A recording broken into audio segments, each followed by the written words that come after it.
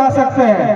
आपको यह जान करके हंसी भी आएगा और मजाकिया भी लगेगा कि 3.5 लाख से 4 लाख सृजित पद में आपको अभी पीजीटी का रिजल्ट आया है, 2 सब्जेक्ट शायद फिजिक्स केमिस्ट्री का, उसमें 60 से 70% लोग हमारा बाहरी लोग आ गया, 60 से 70% लोग। मैं तमाम राजनेताओं से ये कहना चाहूंगा कि आपने झारखंड को नहीं समझा है।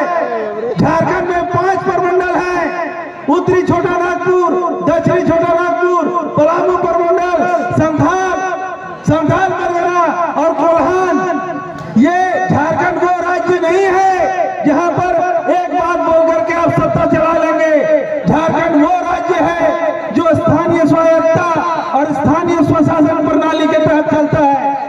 आपको इस बात का गर्व करना होगा कि 64वीं सदी से लेकर के 1700 ईस्वी तक सबसे अधिक लंबा शासन कोई काल रहा है तो वो झारखंड में नागवंशी शासन काल रहा है और वो स्थानीय स्वशासन काल था। लेकिन इस बात का गुमान आपको करना होगा अंग्रेजों ने किस तरह से झारखंड को तोड़ा। मैं सरकार को इस मंच के माध्यम से और इस खपिया के पंचायत से यह आह्वान करना चाहूंगा कि झारखंड में सबसे अधिक रोजगार है, आप उसको अपने भीतर समाहित करिए। मैं अगर इस समाज के अपने झारखंड के सोसाइटी को कैटेगरी में बांटूं तो पहला पढ़ा लिखा, दूसरा अल्प शिक्षित, तीसरा एकदम नहीं पढ़ा लिखा। मैं ये कहना चाहता हूं कि आप शिक्षित लोगों को 100 में 100% रोजगार, मेरे 4.5 लाख सृजित पद में 4.5 लाख सृजित पद आप झारखंडियों को दीजिए। हम एक भी आदमी यूपी, बिहार, छत्तीसगढ़ का नहीं देखना चाहते हैं। एक भी आदमी खुले मन से कहते हैं। क्यों? क्योंकि झारखंड हमें बहुत सारे यातनाओं के बाद मिला है, बहुत सारे यातनाओं के बाद। रोजगार कहां से मिलेगा? हम सरकार से अनुरोध करते हैं कि झारखंड में जितने भी बालू घाट है आप उसको ई ऑक्शन के तहत नीलाम मत करिए। कोई बाहरी आदमी ऑनलाइन टेंडर भरता है और करोड़ों रुपए सरकार को दे करके 2 साल तक तहसीलदारी करता है। आप इसको बंद करिए। मेरा अनुरोध है कि झारखंड स्थानीय स्वशासन प्रणाली से चलता है। आप पूरे झारखंड के इतिहास को पढ़िए। हम लोग मुंडा शासन व्यवस्था, नागवंशी शासन व्यवस्था के लोग हैं। हम लोगों का अपना आखड़ा, अपना पंचायत है। तो आप इस व्यवस्था को समझिए। राज्य सरकार से मेरा अनुरोध है कि आप बालू घाट को नीलाम न करके अगल बगल के जो पंचायत है उस बालू घाट को उस ग्राम सभा के नाम पर नॉमिनेट करिए और उससे जितना भी रेवेन्यू जनरेट होता है, उस बालू घाट से जितना भी रेवेन्यू जनरेट होता है उसका आधा पैसा उस गांव के एक हड़िया पर बांटिए और आप आधा पैसा लेकर के चले जाइए। मेरा यह अनुरोध है कि झारखंड में जहां जहां भी कोयला का माइंस है आप ई ऑक्शन करके, आप उसका नीलाम करके आप बाहर के लोगों को कोयला ना दें। मेरा आपसे अनुरोध है कि झारखंड में जितना भी कोयला का प्रयोजन है, जब कोयला आप निकालते हैं तो उस कोयले को आप कुछ मत करिए, वहां के अगल बगल के पंचायत के ग्राम सभा को सौंपिए। वो ग्राम सभा आपको कोयला बेच करके और आपका रेवेन्यू को पूरा कर देगा। लेकिन यह बात आप लोगों को आप सोचना होगा, ऐसा नहीं हो रहा है। क्यों नहीं हो रहा है? शासन से लेकर के प्रशासन तक हमारे झारखंड के लोग नहीं है। शासन से लेकर प्रशासन तक झारखंड में क्यों नहीं है? उसका मूल कारण है शिक्षा। शिक्षा कोई अपने बाल बच्चा को मत डांटिए, हमारे पेट में नखो पढ़ल, हमारे पुतहिया नखो पढ़ल। अरे भैया, झारखंड में शिक्षा ही लेट से आया है। बगल में बिहार है, बिहार को 4वीं शताब्दी में नालंदा विश्वविद्यालय मिला, 6वीं शताब्दी में विक्रमशिला विश्वविद्यालय मिला। झारखंड को 1899 में 4वीं शताब्दी और 1899 मतलब 19वीं शताब्दी लगभग संत कोलंबस कॉलेज मिला। अंतर कितना का है? 1200 से 1400 साल का अंतर है मेरे साथियों। अभी आप लोगों कुछ लोग बोलता होगा बिहार में सबसे अधिक आईपीएस पैदा हुए होंगे। क्यों नहीं होंगे? 1500 साल पहले उनको यूनिवर्सिटी मिला, आपको 1500 साल बाद एक संत कोलंबस कॉलेज मिला, वो भी किसके अधीन? पटना विश्वविद्यालय के अधीन। मेरा साथियों, मेरे भाइयों, मेरा आपसे अनुरोध है कि किसी पर ये बात बोलने का जरूरत नहीं है कि लोग पढ़े लिखे लोग नहीं है। शिक्षा हम लोगों को लेट से मिला है। मैं पढ़ा हूँ, मेरे पापा पढ़े, मेरे दादा कुछ पढ़े होंगे पर दादा बिल्कुल नहीं पढ़े होंगे, क्योंकि शिक्षा का कोई डिपार्टमेंट यहाँ नहीं था। जो लोग यहाँ पढ़ते हैं, अगर आप इतिहास को देखेंगे तो जो है वो गौतम बुद्ध हो, चाहे भगवान महावीर हो, सबका धार्मिक आंदोलन भी चला तो यूपी और बिहार के क्षेत्र में चला। झारखंड क्योंकि सघन जंगल और जंगली क्षेत्र में यहाँ आबादी रहता था तो लोग यहाँ आता जाता नहीं था, इसलिए शिक्षा से हम लोग कोसों दूर रहे।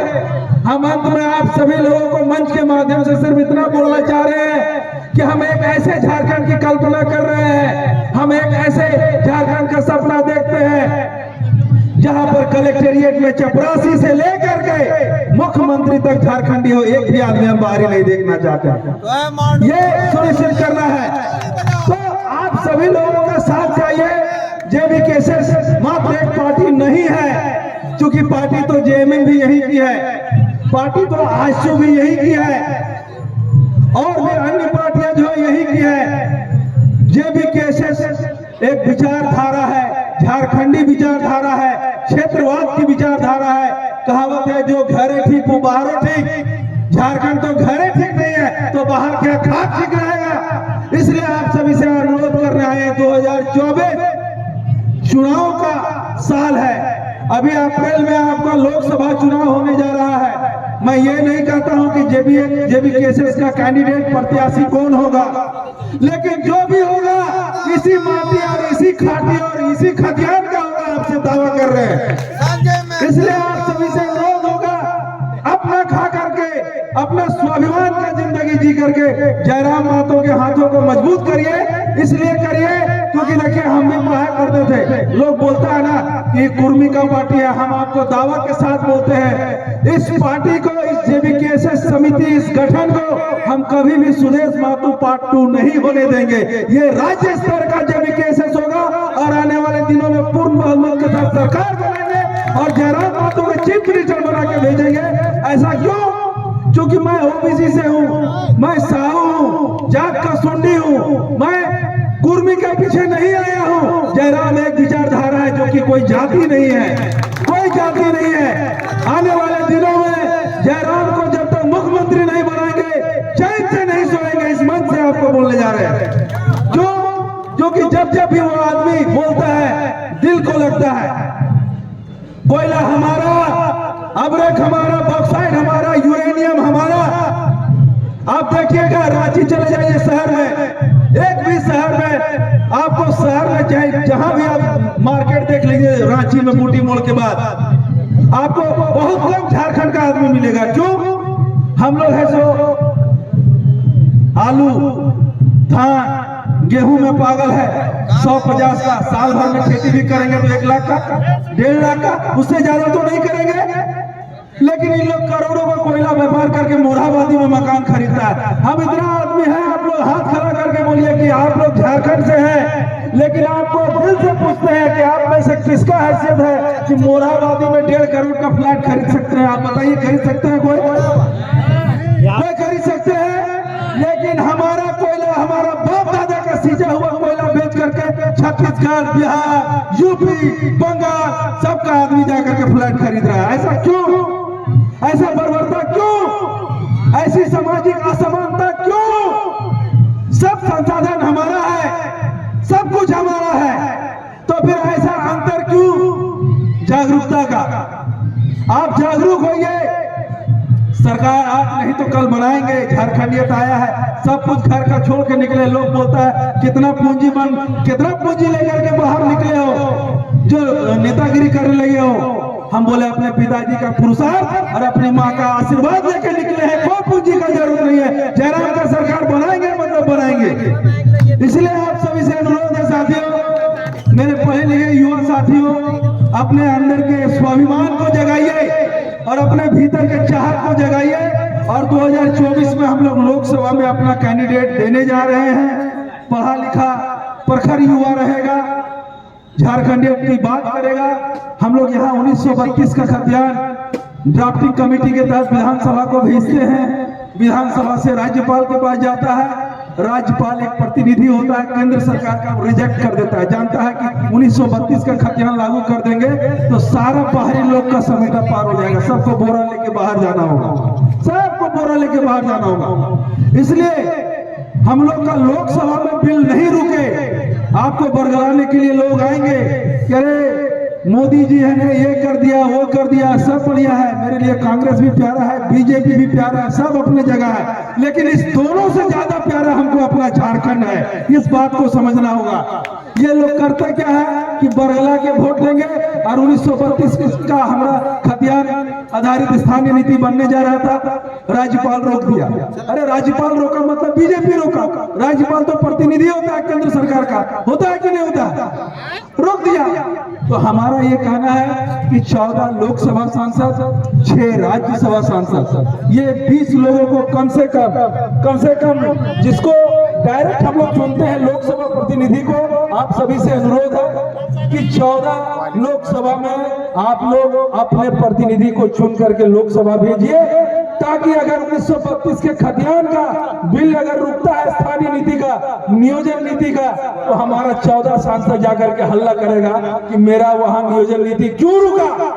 लेकिन अभी कोई हल्ला नहीं करता है, क्योंकि 14 में से 8 सांसद आपका बिहार और यूपी का, राजस्थान का, क्यों, उसको क्या मतलब है? वो लोग तो जान रहा है कि 1932 आ जाएगा तो हम लोग को बोरा लेके बांधना होगा।